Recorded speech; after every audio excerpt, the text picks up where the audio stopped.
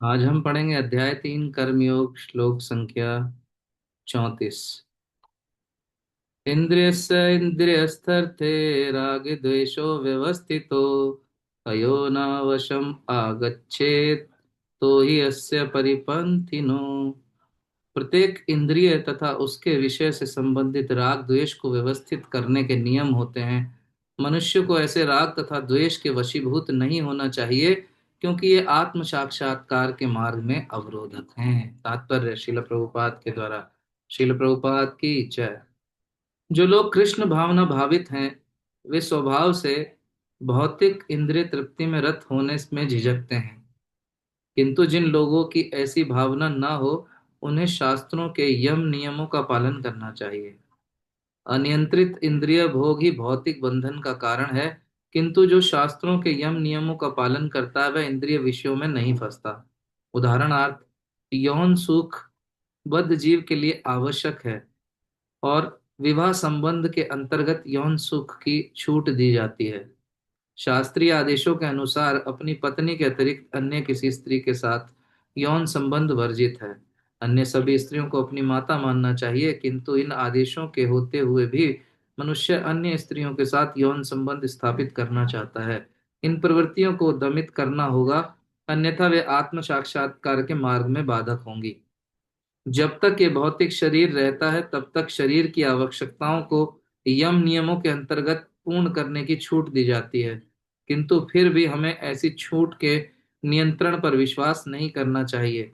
मनुष्य को अनासक्त रहकर इन यम नियमों का पालन करना चाहिए, क्योंकि नियमों के अंतर्गत इंद्रिय तृप्ति का अभ्यास भी उसे पथ भ्रष्ट कर सकता है। जिस प्रकार की राजमार्ग तक में दुर्घटना की संभावना बनी रहती है, भले ही इन मार्गों में कितनी ही सावधानी से देखभाल क्यों न की जाए, किंतु इसका कोई आश्वासन नहीं दे सकता कि सबसे सुरक्षित मार्ग पर भी कोई खतरा नहीं होगा। भौतिक संगति के कारण अत्यंत दीर्घ काल से इंद्रिय सुख की भावना कार्य करती रही है, अतः नियमित इंद्रिय भोग के बावजूद भी गुमराह होने की हर संभावना बनी रहती है। अतः सभी प्रकार से नियमित इंद्रिय भोग के कारण किसी भी आसक्ति से बचना चाहिए, लेकिन कृष्ण भावनामृत ऐसा है कि इसके प्रति आसक्ति से या सदैव कृष्ण की प्रेमा भक्ति में कार्य करते रहने से सभी प्रकार के इंद्रिय कार्यों से विरक्ति हो जाती है। अतः मनुष्य को चाहिए कि वह किसी भी अवस्था में कृष्ण भावनामृत से विरक्त होने की चेष्टा न करे। समस्त प्रकार की इंद्रिय आसक्ति के विपरीत विरक्ति का उद्देश्य अंततः कृष्ण भावनामृत के पद पर आसीन होना चाहिए। हरे कृष्णा। तो बहुत महत्वपूर्ण बात यहाँ पर आज इस श्लोक में जो है वो प्रभुपाद जी तात्पर्य में बता रहे हैं, भगवान भी कह रहे हैं। तो कल जो हमने देखा था श्लोक, उसमें भगवान ने अपनी प्रवृत्ति को समझने की बात कही थी कि हमें क्या करना चाहिए। एक साधक को अपनी प्रवृत्ति को समझना चाहिए पहले, और उसके अनुसार भक्ति करनी चाहिए। किसी की रुचि कीर्तन में है तो वो खूब कीर्तन करे भगवान के लिए। किसी की रुचि किचन में कुकिंग करने की है, वो खूब कुकिंग करे भगवान के लिए। किसी की रुचि बाहर ज्यादा लोगों से मिलने की है, वो प्रचार कार्य करे। किसी की साफ सफाई में रुचि है, लोग अपने घरों में तो बहुत समय देते हैं साफ सफाई के लिए, पूरा पूरा दिन फर्श रगड़ते रहते हैं सफाई के लिए, लेकिन वही व्यक्ति अपनी इस रुचि को मंदिर में इस्तेमाल कर सकता है भक्त। तो हमें क्या है, अपने स्वभाव को पहचानना होगा और फिर उसके अनुसार उसको भगवान की भक्ति में लगाना होगा। कितनी भक्ति करनी है, कितने नियमों का पालन करना है, उसके विषय में बात की। धीरे धीरे फिर क्या है, हमें तपस्या की ओर अग्रसर होना चाहिए, ताकि हम अपने आप को अपलिफ्ट कर सकें, भक्ति में अपने स्तर को बढ़ा सकें। क्योंकि हमें वही नहीं रुके रह जाना है कि मेरी प्रवृत्ति तो ऐसी है तो मैं तो इतना ही करूंगा, तो फिर प्रगति नहीं होगी। सारा जीवन बस आप वही सुबह दिया जलाएंगे, एक अगरबत्ती घुमाएंगे, सुख संपत्ति घर आवे कष्ट मिटे तन का, बस वहीं तक सीमित रह जाएंगे, वो नहीं करना। तो आज का जो श्लोक है, यहाँ पर आज दो महत्वपूर्ण विषयों को भगवान ले रहे हैं। दो महत्वपूर्ण विषयों की ओर ध्यान केंद्रित कर रहे हैं। ये पहला है राग और दूसरा है द्वेष। राग और द्वेष के विषय में बता रहे हैं। राग का मतलब क्या हुआ, यहाँ कोई राग भैरवी राग मल्हार की बात नहीं हो रही जो गाने में चलते हैं। यहाँ राग मतलब व्यक्ति की पसंद, उसकी लाइकिंग्स। हम सोचते हैं ना, ये कार्य मुझे पसंद है, ये सेवा मुझे पसंद है, ये व्यक्ति मुझे पसंद है, ये मौसम मुझे पसंद है, ये सब्जी मुझे पसंद है, ये मिठाई मुझे पसंद है। ये सब क्या है? राग। मतलब ऐसी चीज या ऐसा व्यक्ति या ऐसी परिस्थिति जहां हमारी आसक्ति जुड़ी हुई है, दैट मीन्स राग। और द्वेष, जो हमें अच्छा नहीं लगता। वो कोई चीज भी हो सकती है, व्यक्ति भी हो सकता है, वो कोई परिस्थिति भी हो सकती है। राग और द्वेष यानी लाइकिंग्स और डिसलाइकिंग्स की बात आज भगवान कर रहे हैं। तो संपूर्ण विश्व क्या है? इसी द्वंद में फंसा है कि ये पसंद है, ये नापसंद है। सबके साथ ये चलता है, चारों तरफ यही चल रहा है। और यही जो चीज है, ये हमें बंधन में फंसा देती है। हम चूजी हो जाते हैं। हम शास्त्रों को आधार नहीं बनाते अपनी लाइकिंग्स और डिसलाइकिंग्स के लिए।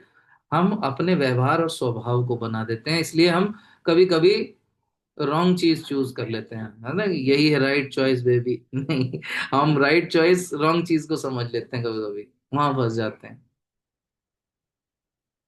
और यही क्या है, हमारे मन को विचलित और भ्रमित करने वाली स्थिति उत्पन्न करती है।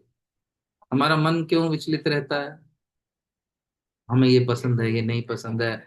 अब किसी को भिंडी की सब्जी पसंद है, वो मिल जाए तो बहुत अच्छा लग रहा है। अब किसी ने परोस दी गोभी की सब्जी, वो पसंद नहीं है, फिर उसको अच्छा नहीं लगेगा। है प्रसाद, गोभी है, वो कह रहा है नहीं नहीं अच्छा नहीं है। प्रसाद को ऐसा कहना अच्छा नहीं है, बेचारा फंस गया। तो हमें इन द्वंद्वों से बाहर निकलना पड़ेगा।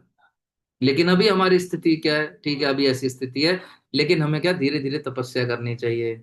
गोभी पसंद नहीं है फिर भी खाओ, जबरदस्ती नाक बंद करके खाओ, प्रसाद समझ के खाओ। तो क्या अपलिफ्ट होंगे, फिर ये लाइक्स और डिसलाइक्स के स्तर से हम ऊपर बढ़ जाएंगे। क्यों? क्योंकि ये भक्ति के मार्ग में अवरोधक हैं। राग और द्वेष भगवान क्या बता रहे हैं? कि भक्ति के मार्ग पर अवरोधक हैं। अगर आपने तात्पर्य ध्यान पूर्वक सुना हो तो प्रभुपाद भी इस बात को कह रहे हैं, भक्ति मार्ग पर अवरोधक हैं ये राग और द्वेष की प्रवृत्ति। उदाहरण से समझते हैं। कोई स्टूडेंट है, वो कहे कि भाई मुझे तो ये वाला विषय पसंद है, फिजिक्स पसंद है मुझे, या अन्य बाकी सब्जेक्ट मैथमेटिक्स पसंद नहीं है, या जो भी और मैकेनिक्स पसंद नहीं है, ये सब मुझे पसंद नहीं है। और इंजीनियरिंग का स्टूडेंट है, वहाँ तो कितने 40-50 सब्जेक्ट हैं जो पूरी इंजीनियरिंग में कवर करने पड़ते हैं। तो उसकी पसंद और नापसंद से नहीं चलेगा, उसे सभी विषय उत्तीर्ण करने होंगे। तभी उसको डिग्री दी जा सकती है, तभी कहा जा सकता है कि इंजीनियरिंग इसने क्लियर कर लिया।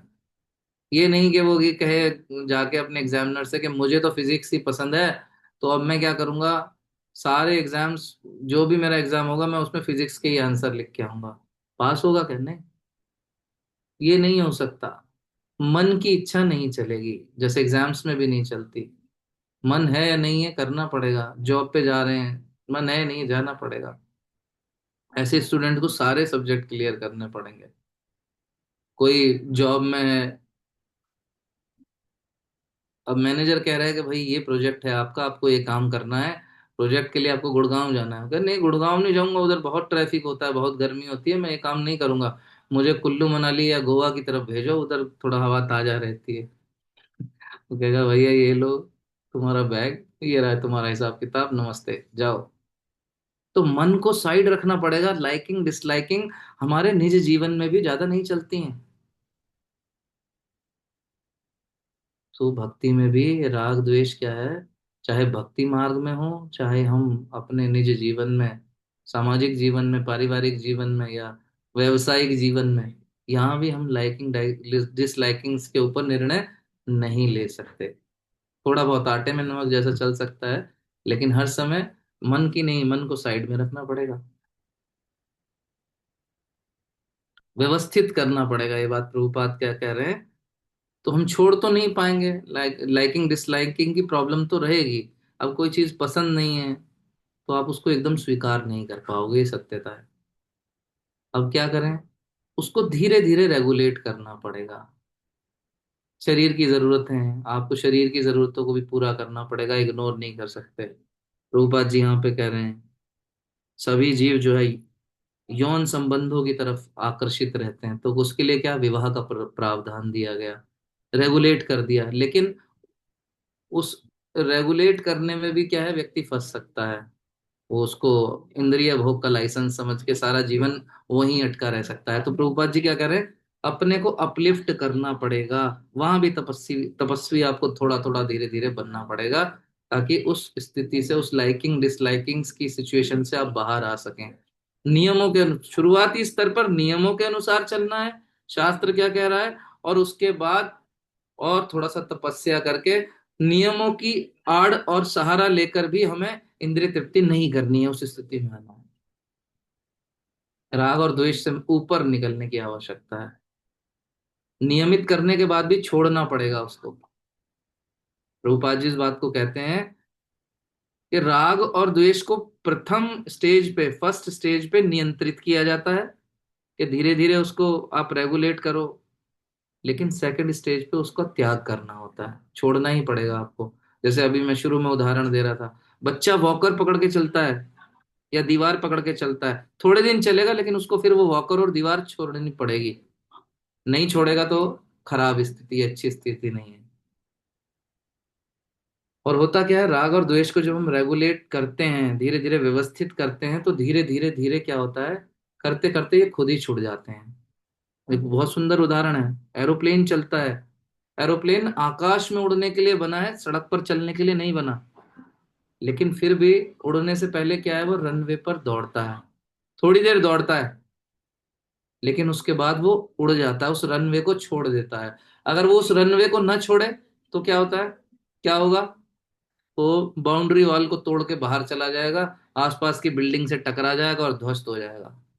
तो ऐसे ही हमारे जीवन में है, शुरुआती स्तर पर हम नियमों का, शास्त्रों के अनुसार इंद्रिय तृप्ति करते हुए चल सकते हैं, राग द्वेष को पालन कर सकते हैं, रेगुलेट करने की कोशिश कर सकते हैं। लेकिन सेकंड स्टेज पर हमें छोड़ना होगा वो रनवे, जैसे जहाज छोड़ता है, क्योंकि वो जहाज आकाश में उड़ने के लिए बना है, रनवे पर दौड़ने के लिए नहीं। ऐसे ही ये जीवात्मा भगवान की सेवा के लिए बना है, इस भौतिक जगत में नियमों का और शास्त्रों का सहारा लेकर इंद्रिय तृप्ति करने के लिए नहीं बना।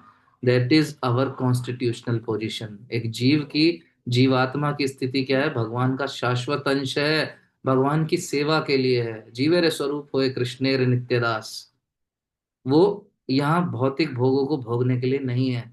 तो जैसे जहाज उड़ जाता है, रनवे को छोड़ता है, वैसे ही हमें अपने जीवन में भौतिक भोगों को छोड़ना पड़ेगा। शुरुआती स्तर में हम थोड़ा बहुत भोग रहे हैं, शास्त्रों का सहारा लेकर, ठीक है, व्यवस्थित कर रहे हैं, ठीक है, लेकिन नेक्स्ट स्टेप छोड़ना ही होगा। बटन दबाना पड़ता है पायलट को, तब उड़ता है जहाज, अपने आप नहीं उड़ता। अंदर बैठा हुआ पायलट क्या करता है, बटन दबा देता है, तब उड़ता है। और नहीं दबाए बटन तो दुर्घटना हो जाएगी। तो ऐसे ही हमें अपने जीवन में बटन दबाने की आवश्यकता है, सही समय पर ट्रिगर करना होगा। सारा जीवन हम इंद्रिय तृप्ति में नहीं फंसे रह सकते। ये नहीं सोच सकते कि पहले हम ऐसे थे तो आगे भी ऐसे रहेंगे, नहीं। हमें सही समय देखकर बटन दबाना होगा, वरना हमारा जहाज बाउंड्री वॉल से टकरा जाएगा, ध्वस्त हो जाएगा। खुद खुद का भी नुकसान होगा, अन्य लोगों का भी नुकसान होगा। तो सही समय की पहचान कराता है हमें शास्त्र। और बटन दबाओ और उड़ जाओ, फिर वो प्लेन नीचे न लौटे, उड़ता जाए, भगवत धाम पहुंच जाए।